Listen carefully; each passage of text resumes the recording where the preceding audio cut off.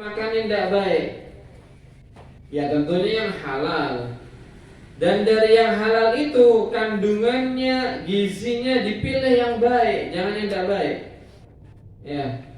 Kalau semuanya halal, kemudian dipilih dari mana, di mana, atau beberapa makanan yang mana yang baik di antara yang halal itu. Ya kalau ada makanan yang enak, makanan yang halal, jangan makan yang halal tapi tidak biasa dimakan orang. Seperti apa?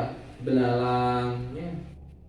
Apalagi dari serangga-serangga yang tidak lazim dimakan oleh orang. Ya halal ini Ustaz, ya halal, tapi kan antum pilih. Lah kok makan walang kalau ada yang lain. Ya. Orang yang lain, sebagian orang kan orang makan belalang ini tidak lazim, ya. Tidak lazim.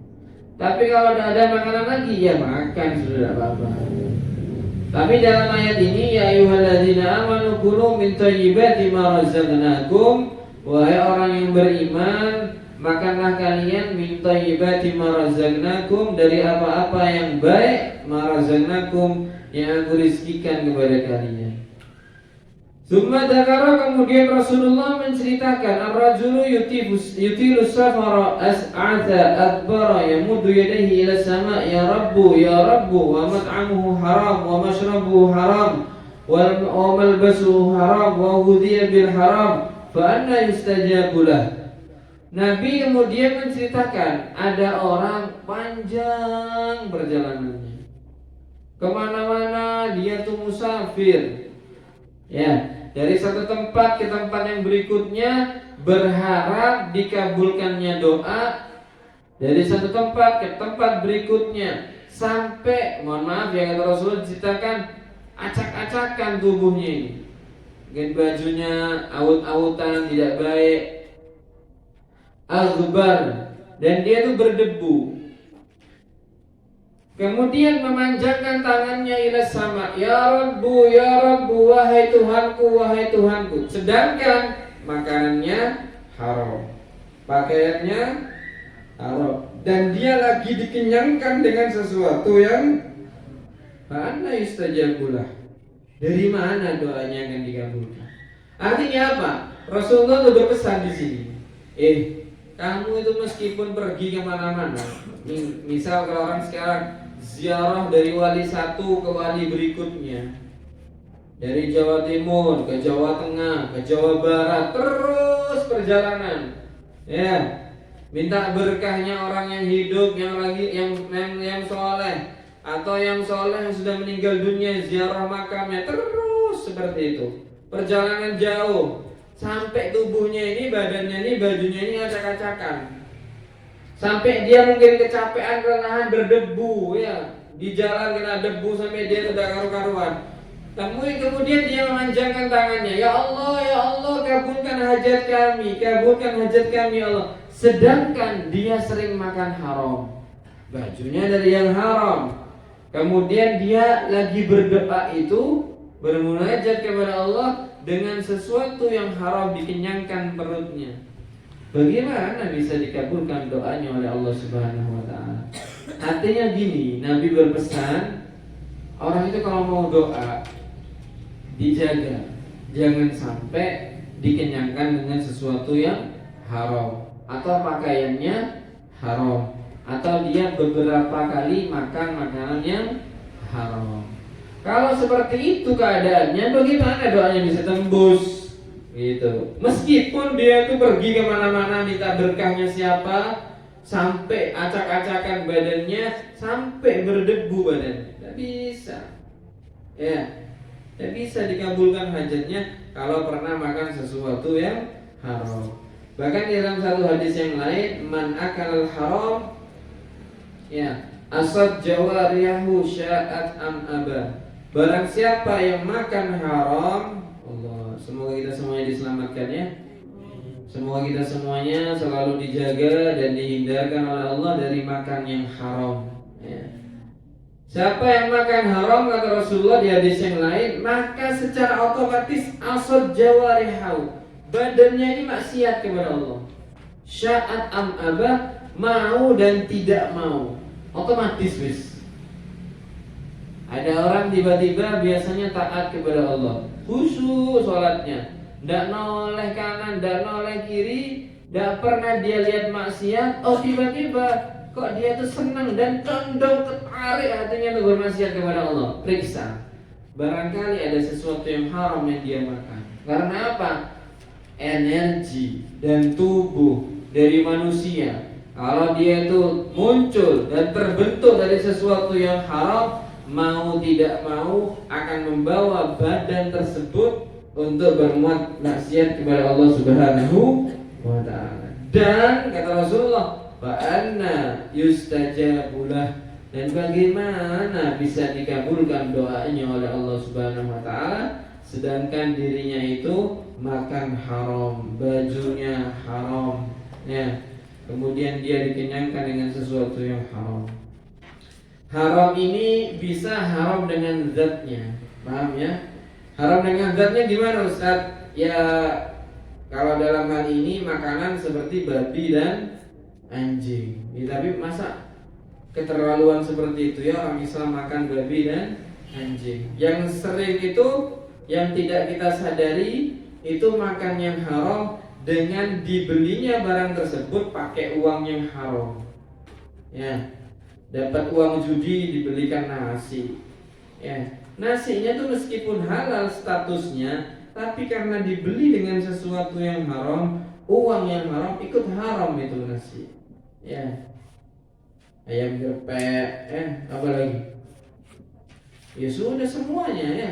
Buah-buahan, apapun kalau dibeli dengan uang yang haram, otomatis hukumnya haram.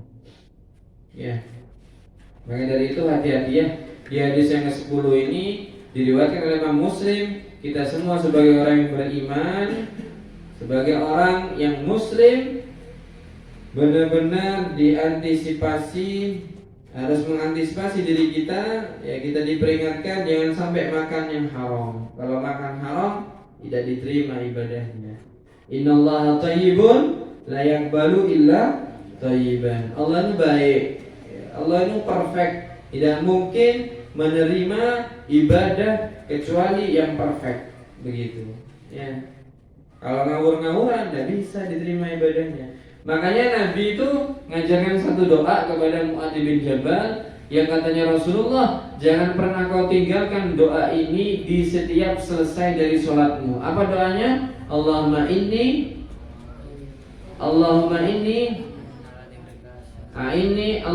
a'inni ala dzikrika wa syukrika wa husni ibadati. Ya Allah, bantu aku untuk selalu ingat kepadamu. Kalau selalu ingat kepada Allah, tidak mungkin maksiat.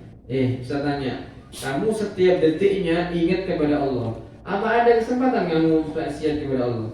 Tidak ada. Wa ini ala syukrika, dan bantu aku untuk selalu syukur kepadamu.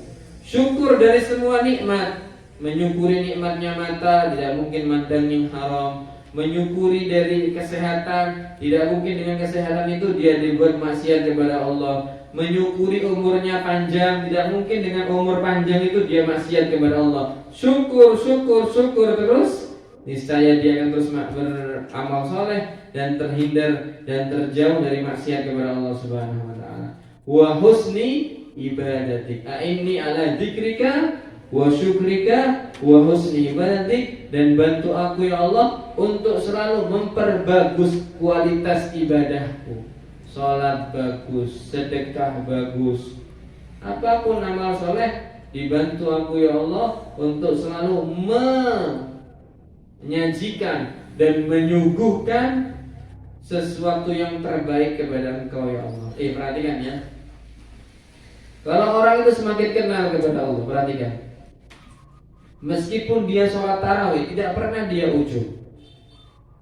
Kalau hatinya itu ingin selalu mendapatkan rahmat, dan dia akan semakin kenal kepada Allah, ibadah apapun, sholat tarawih, puasa Ramadan, mungkin dia baca 10 juz, atau dia baca setengah juz, atau 1 juz setiap harinya, itu gak buat dia itu semakin ujub.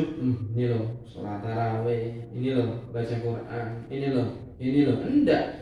Justru semakin dia itu merendah. Ya Allah, hari ini kami mempersembahkan 20 rakaat sholat tarawih. Secara zahir kami sholat, tapi di tengah-tengah dari sholat tersebut kami masih lupa kepada Engkau. Kadang waktu kita baca surat Fatihah masih ngelamun. Kata waktu rukuk kita ingat sesuatu yang duniawi. Saat sujud, saat tahiyat belum sempurna. Ya Allah, semoga Engkau terima amal sholat tarawihku ini. Bukan justru sok congkak.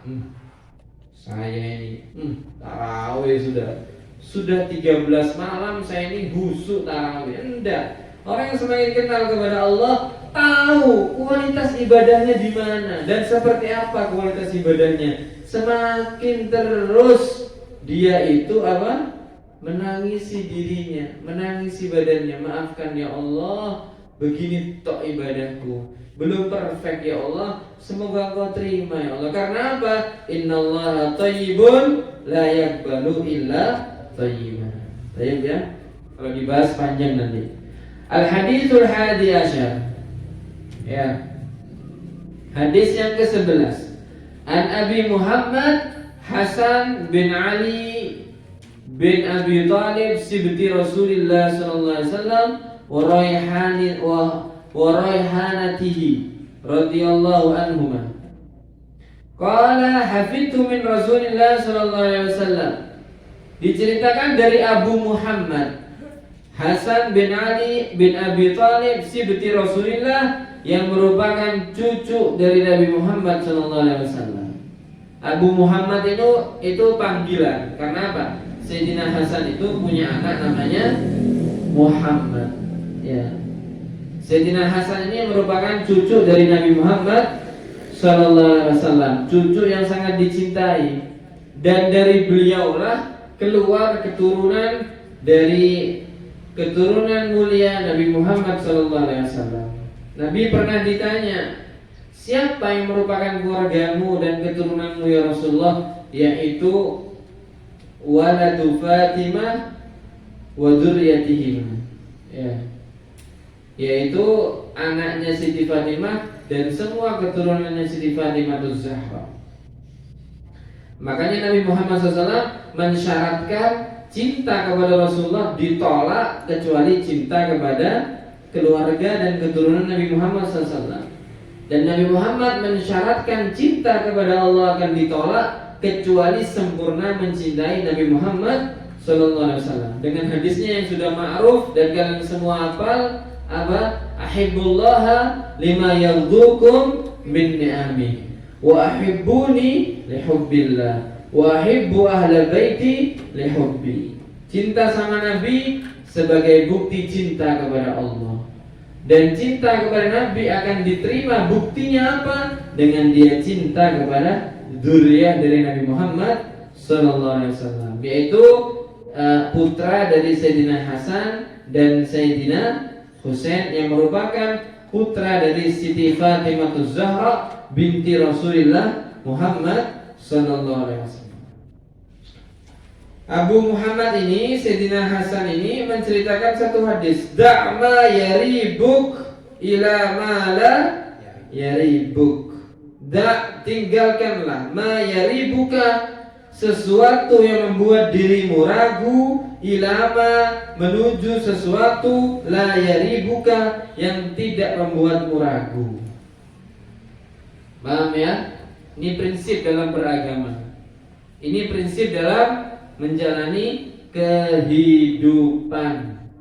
Tinggalkan sesuatu yang meragukan, berpindahlah kepada sesuatu yang tidak meragukan. Saya ini berkomunitas ini, apakah saya ini diridhoi oleh Allah? Kalau saya ragu, tinggalkan. Dan ada tanda-tandanya. Oh iya, sesekali ternyata komunitas ini menyalahi dari aturan Nabi Muhammad SAW. Ini justru yang membuat saya ragu akan baik atau tidaknya terus saya dalam komunitas ini. Ya sudah, tinggalkan. Jangan kumpul sama komunitas tersebut. Terus sampean juga ragu mungkin, nah ini amal soleh apa amal tidak soleh, atau amal yang diridhoi atau amal yang dimurkai sama Allah. ternyata satu ketika amal yang dikerjakan itu jelas-jelas ditegur sama orang yang alim, yang ngerti ilmu agama, katanya amal yang tidak diridhoi oleh Allah, maka tinggalkan. Ya, dak ma yaribuk ila ma la yaribuk. Atau kamu tuh ragu, ini halal apa haramnya makanan ini ya? Halal apa haram? Halal, tinggalkan sudah. Jangan makan yang meragukan. Begecot ini halal apa haram ya? Meragukan, ada khilaf. Kepiting ini halal apa haram ya? Ada khilaf di ulama fikih. Ada yang mengatakan halal, ada yang mengatakan haram. Tinggalkan sudah, daripada makan sesuatu yang meragukan. Karena apa? Kepiting itu ada yang mengatakan bisa hidup di dua alam, yaitu di dalam air dan juga di alam darat. Ya, maka tidak boleh kata Rasulullah makan hewan yang hidup di dua alam. Ya, tak boleh. Meragukan, tinggalkan sudah. Atau kebiasaan saya ini diridhoi oleh Allah atau enggak ya? Ragu. Dan satu ketika benar-benar terbuktikan kebiasaannya itu kok melanggar dari ajaran Nabi Muhammad SAW, tinggalkan sudah. Ya, jangan terjebak dengan sesuatu yang meragukan. Dak ma yaribuk ila ma la yaribuk. Jelas kok yang halal itu jelas, yang haram itu jelas. Jangan hobi dan gemar dengan sesuatu yang meragukan, atau jangan hobi dan gemar dengan sesuatu yang syubhat. Ya, kemarin Ustaz cerita, ya Abu Bakar Siddiq bagaimana? Perhatikan Ustaz. Abu Bakar Siddiq makan satu suap dari barang temuan yang ditemui oleh pembantunya di jalan. Habis ditelan masuk ke perutnya, baru dia sadar ini halal apa haram ya? Ini syubhat apa halal apa haram ya? Akhirnya ragu dia, dengan keraguannya berusaha dia memuntahkan sesuatu yang sudah dia telan, sampai tersiksa, sampai menderita, sampai pembantunya tidak tega. Wahai majikanku Abu Bakar Siddiq, sudah dah, kamu ini sudah sangat soro, menderita, sudah mau mengeluarkan satu suapan tadi itu. Tidak, seandainya aku dengan mengeluarkan makanan tadi satu suapan itu harus mengeluarkan ruhku, akan aku lakukan. Seandainya sampai mati aku harus melakukan proses pemuntahan dari apa yang sudah aku telan ini, aku akan melakukan hal tersebut. Karena apa? Takut tercampur dari badannya itu sesuatu yang haram, ragu. Nah, jangan seperti orang-orang yang tidak peduli dengan agamanya. Apa lagi? Halal, sikat.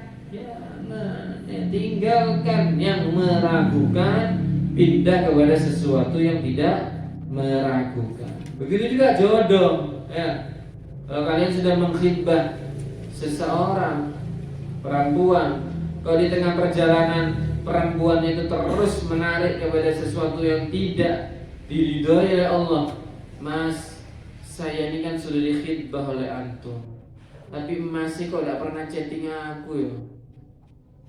Terus dia minta di-chatting, terus dia minta ketemuan dengan sesuatu yang tidak halal. Tinggalkan perempuan seperti ini. Ya, ambil perempuan tidak meragukan. Harusnya dia syukur sudah khidbah dan nuntut dia diapeli setiap malam minggu, ya, di-chatting, diperhatikan. Sudah dikhidbah, doa sama Allah semoga jodoh, dan itu jodoh yang terbaik, akan datang waktunya kebersamaan dia selama-lamanya dengan seorang yang halal itu.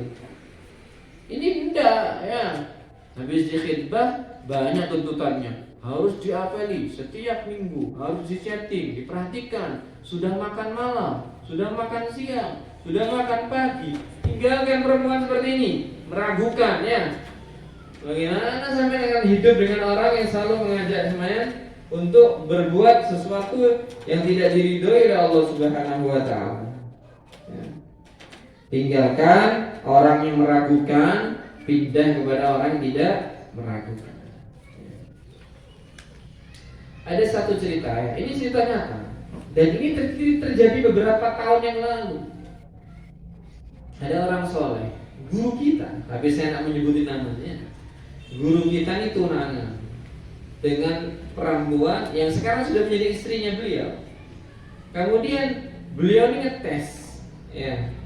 ngetes kepada saudari perempuannya, suruh ngechat perempuan itu, suruh ditanyakan, kau tak belikan pakaian kan? Ya, ada busana baju perempuan muslimah yang warna apa, yang model apa, ya, yang warna dan style seperti apa yang diinginkan. Coba dicek, Mbak. Ini bilang sama mbak kandungnya, suruh ngechat tunangannya. Nanti bisa dikirim. Tidak ketemuan, dan diajak makan malam, kemudian disodorkan hadiahnya. Enggak, cuma nitip omongan kepada saudari perempuannya, kepada mbaknya. Kemudian mbaknya suruh tanya warnanya apa, pakaiannya seperti apa, mau dibelikan, mau dititipkan ke mbaknya, dikasihkan sama tunangannya. Ngamuk pak tunangannya pak, ngamuk ya, tunangannya ngamuk dan tersinggung. Tapi beliau bilang sama saya, justru dia ngamuk itu dan dia tersinggung itu saya senang, bangga sama dia. Berarti dia perempuan yang pantas untuk saya nikahi. Ngomong ini ngamuk. Bilang ya sama calon saya itu, tidak usah belikan saya baju, tidak usah menghubungi saya. Belum tentu kita berdua ini berjodoh di hadapan Allah. Nanti ke depan apa yang terjadi belum tentu. Ini perempuan mahal. Kata beliau ngomong sama saya, mahal perempuan seperti ini. Ya, kenapa? Dia berprinsip dengan prinsip seorang wanita yang muslimah, yang solehah, yang selalu berpegang teguh dengan rasa malunya, yang merupakan ciri dari perempuan yang soleh itu malu dengan apapun hadiah dari seorang yang bukan muhrimnya, yang bukan siapa-siapanya. Kalau perempuan sekarang tidak. Ya semoga perempuan yang hadir pada sore hari ini tidak bersifat seperti itu ya. Di chatting, dibalas, dikasih mau dikasih hadiah. Oh terima kasih, masya Allah, masih apian, abangnya bagus. Ya. Tinggalkan, justru perempuan seperti ini meragukan ya. Jangan-jangan sudah ada ratusan laki-laki yang dibalas chattingnya ya. Jangan-jangan udah ada ratusan laki-laki yang diterima hadiahnya. Meragukan, pindah kepada perempuan yang tidak meragukan ya. Lanjut hadis yang ke-12. Al-haditsu tsani asyar. Hadis yang ke-12, al-istighal bima yufid, yaitu kita menyibukkan diri dengan sesuatu yang bermanfaat. An Abi Hurairah radhiyallahu anhu, qala Rasulullah sallallahu alaihi wasallam, diceritakan dari Abu Hurairah, beliau berkata, qala Rasulullah sallallahu alaihi wasallam, Nabi Muhammad SAW pernah bersabda, min husni islamil mar'i tarkuhu ma la ya'nihi. Dari husni, tanda kebaikan islamil mar'i, keislaman seseorang, tarkuhu yaitu meninggalkannya orang tersebut, malah kepada sesuatu yang tidak yaknihi manfaat untuk dirinya. Ya. Hadisun hasan rawahu Tirmidzi wa ghairuhu hakadha. Hadis hasan diriwayatkan oleh Imam At-Tirmidzi. Perhatikan ya. Perhatikan ini.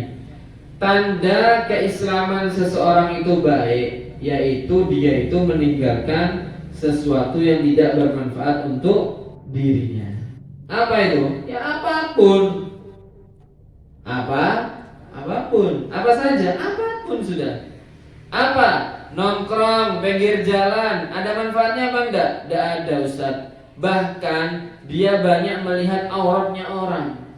Bahkan semua orang yang lewat digibahi sama dia. Ada A lewat, itu ya enggak tahu dah. Ente kemarin begini, begitu. Ini A. Gibah sepanjang jalan. Ya. Atau lihat auratnya orang. Ada orang perempuan terbuka auratnya, dilihat. Ya, di pinggir jalan. Ada apa? Berarti salah satu tanda Islamnya seseorang, dia meninggalkan nongkrong di pinggir jalan itu. Karena apa? Tidak ada manfaat kepada dunia dan akhiratnya, bahkan bisa menyebabkan maldharat kepada akhiratnya. Apa? Bisa jadi dia kena maksiat namanya rasan-rasan atau ghibah atau memandang sesuatu yang haram. Ustaz tanya, nongkrong pinggir jalan, apa tidak memungkinkan dia melihat auratnya perempuan yang terbuka? Mungkin apa enggak? Ya mungkin, apalagi zaman sekarang. Setiap menit bahkan ada orang perempuan yang buka aurat di pinggir jalan lewat. Ya enggak? Yang pakai celana pendek, yang pakai rok pendek, yang tadi pakai kerudung, lehernya kelihatan. Kalau nongkrong pinggir jalan,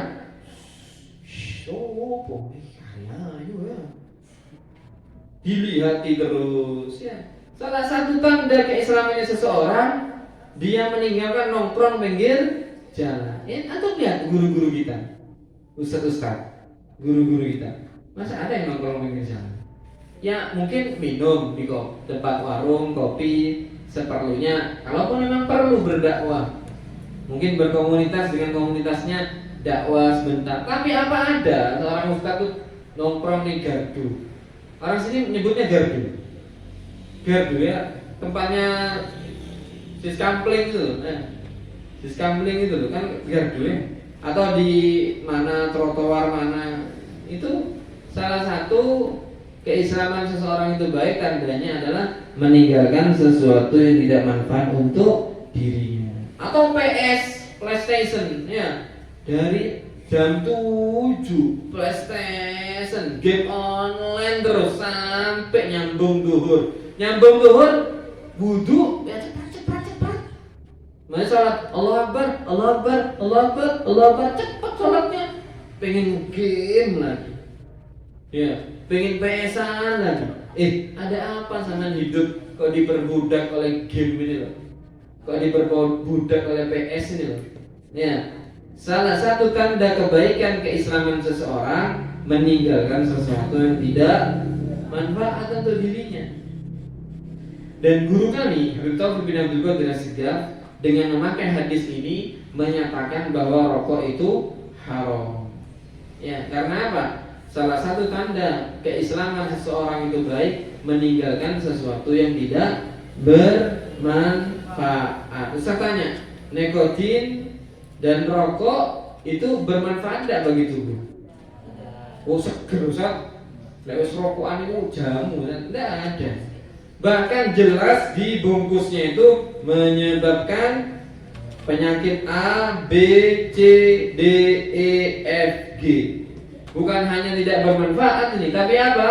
Mengundang kemadharatan atau bahaya atau penyakit-penyakit yang akan datang jika orang itu istiqomah dalam jedas rokokannya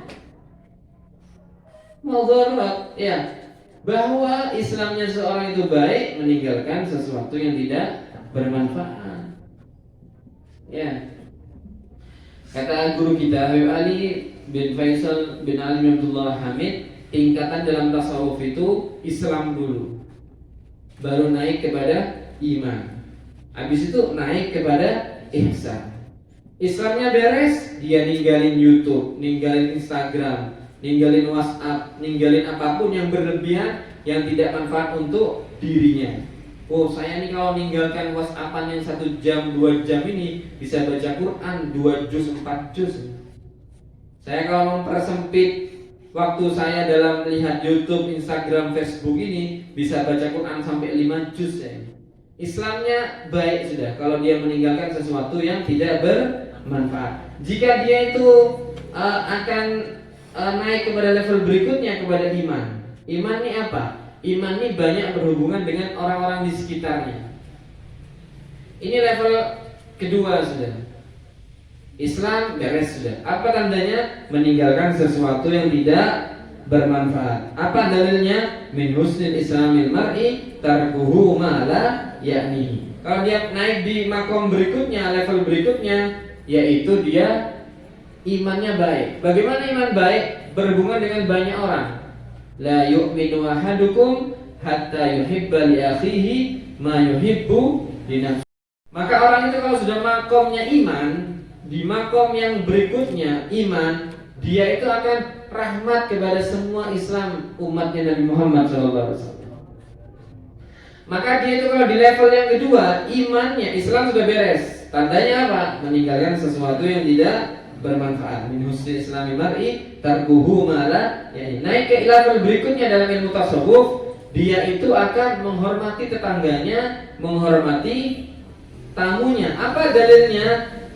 Man kana yu'minu billahi wal yaumil akhir falyukrim jarahu falyukrim dhaifahu. Iman ini baik jika menghormati tetangga, menghormati tamu.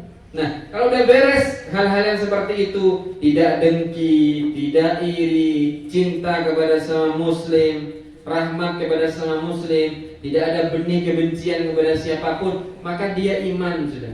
Kalau mau naik ke berikutnya, level berikutnya ihsan, dia itu selalu menyaksikan Allah dalam setiap waktunya. Apa itu ihsan? Beribadah kepada Allah seakan-akan melihat Allah. Jika tidak bisa melihat Allah, maka harus punya keyakinan Allah pasti selalu melihat kita.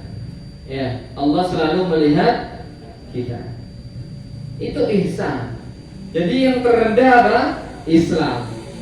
Jadi tidak ada ceritanya kata beliau orang itu ngaku wali kalau Islamnya belum betul, kalau imannya belum betul, mau naik langsung ke level ihsan. Ihsan ini wali sudah. Apa itu wali? Selalu menyaksikan Allah dalam setiap hembusan nafasnya. Allah, Allah, Allah. Lihat orang marah kepada dirinya, oh ini orang marahi saya, ini takdirnya Allah. Allah menggerakkan hatinya untuk punya emosi dan dia meletup-letup memaki saya. Allah, Allah. Lihat Allah terus sudah. Ya. Ada orang lain ya menyinggung perasaannya, Allah, Allah, Allah terus. Ya. Tidak pernah tidak melihat Allah dalam setiap waktu dalam kehidupannya.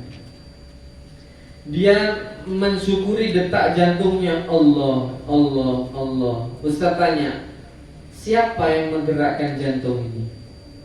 Siapa yang menggerakkan? Jawab yang kompak, yang keras. Siapa yang menggerakkan? Apa ada orang mengatakan, sebentar ya, saya jangan diganggu dulu, saya akan konsentrasi untuk mendetakkan jantung saya. Saya mulai tidak beraturan nafas ini, gara-gara diajak ngomong terus iki, aku tidak konsentrasi mendetakkan jantungku. Apa ada orang ngomong seperti itu? Apa ada benda? Tidak ada. Semua berdetak dengan sendirinya. Siapa yang mendetakkan? Allah Subhanahu wa ta'ala. Kalau dia benar-benar ihsan kepada Allah, dia selalu menyaksikan Allah dalam setiap hembusan nafasnya. Allah, Allah, Allah. Gitu. Tapi jangan apa ya?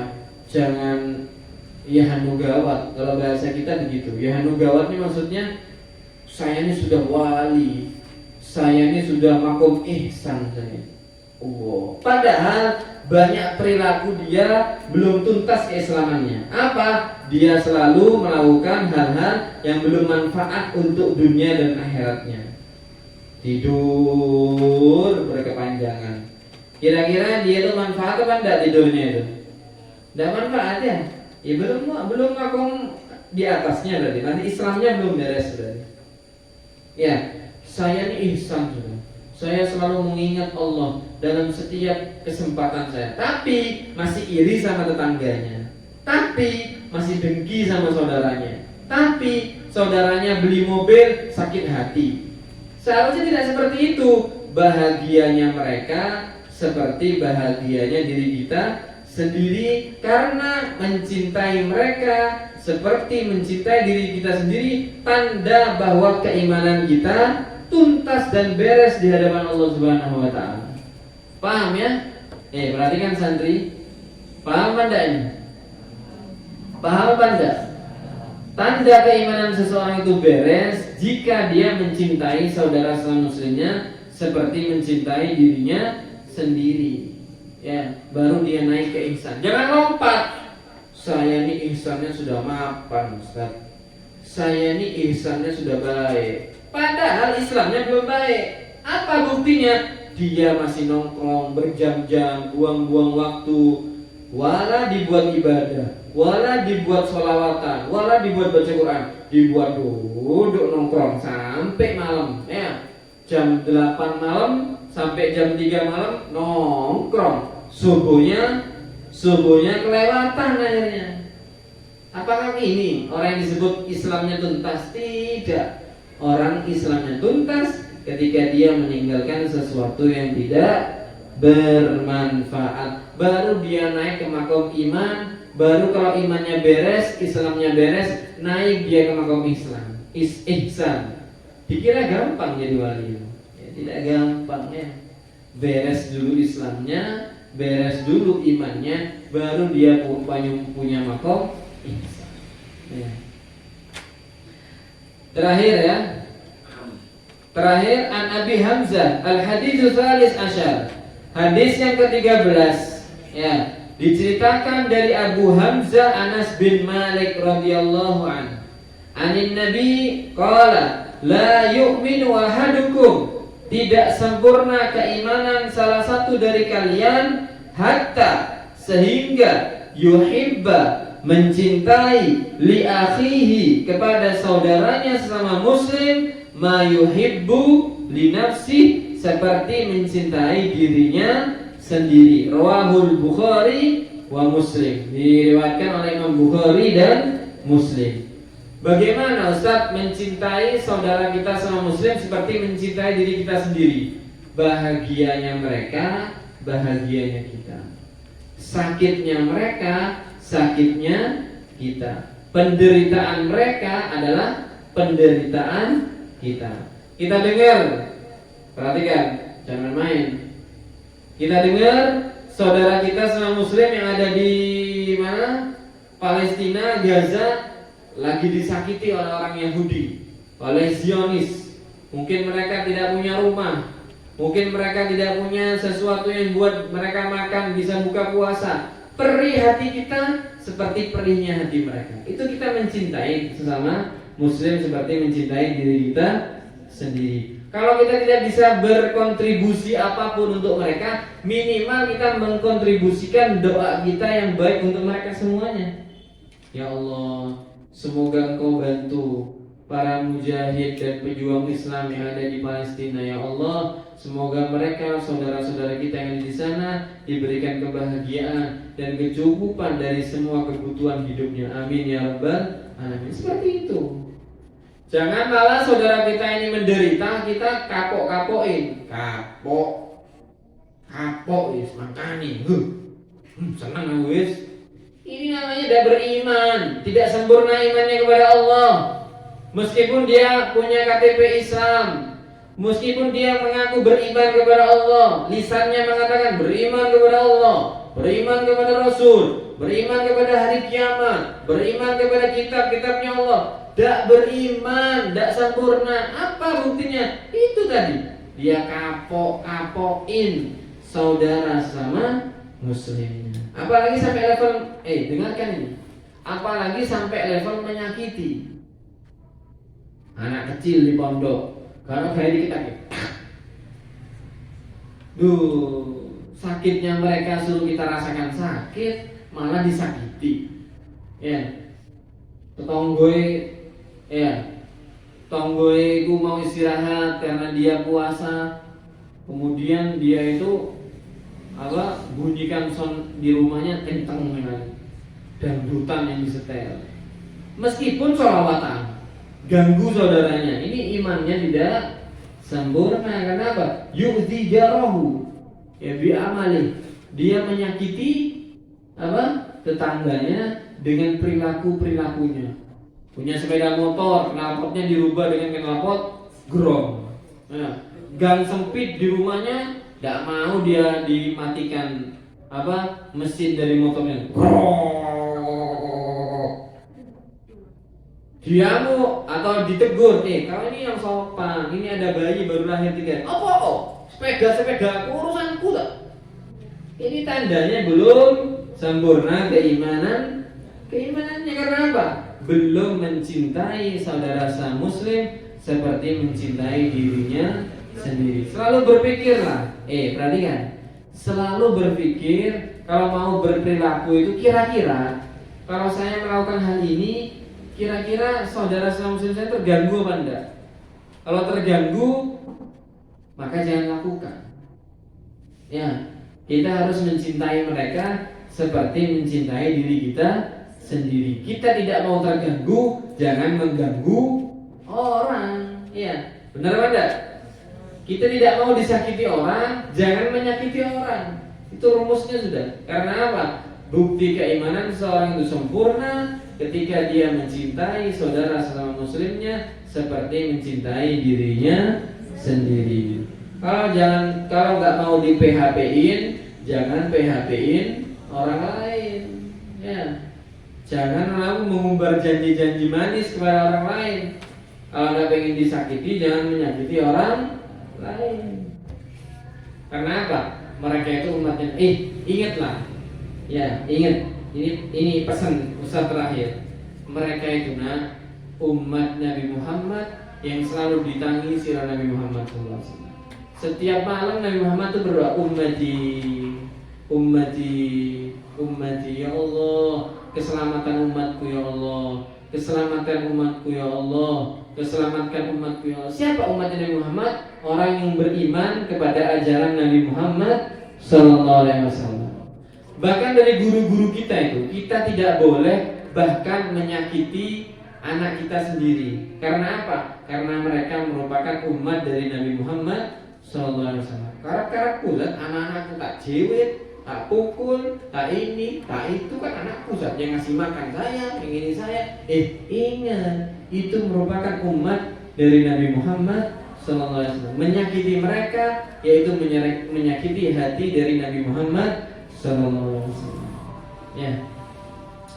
Hari ini kita baca berapa hadis? 10, 11, 12, 13. 4 hadis. Ya. Semoga menjadi ilmu yang barokah dan semoga menjadi tambahan amal soleh dalam bulan suci Ramadan ini. Karena apa? Kata Rasulullah Muhammad SAW di dalam hadisnya, Nabi menyampaikan, siapa orang hadir majelis taklim di bulan suci Ramadan, maka setiap satu langkah dari rumahnya dia melangkahkan kakinya diganjar, dipahalai seperti ibadah 1 tahun. Bagaimana Ustaz kalau naik sepeda motor, kalau naik mobil, ya ukurannya berapa langkah dari rumahnya ke tempat dia ngaji dan hadir majelis taklim itu, 1 langkahnya dipahalai seperti ibadah 1 tahun. Makanya yang banyak hadir majelis taklim di bulan suci Ramadan. Dan orang-orang soleh, guru-guru kita, majelis taklim di bulan suci Ramadan malah banyak mereka agendakan, malah mereka banyak buka rutinan baik pagi, sore, siang dan malam. Untuk apa? Untuk mendapatkan keutamaan pahala besar menuntut ilmu agama, hadir majelis taklim di bulan suci Ramadan. Semoga kita semuanya tidak terhalang dari pahala ini dan benar-benar dicatat oleh malaikat raqib dalam lembaran dari amal-amal soleh kita, catatan kebaikan kita sore ini ngaji ikhlas karena Allah. Amin ya rabbal alamin. Assalamualaikum warahmatullahi wabarakatuh.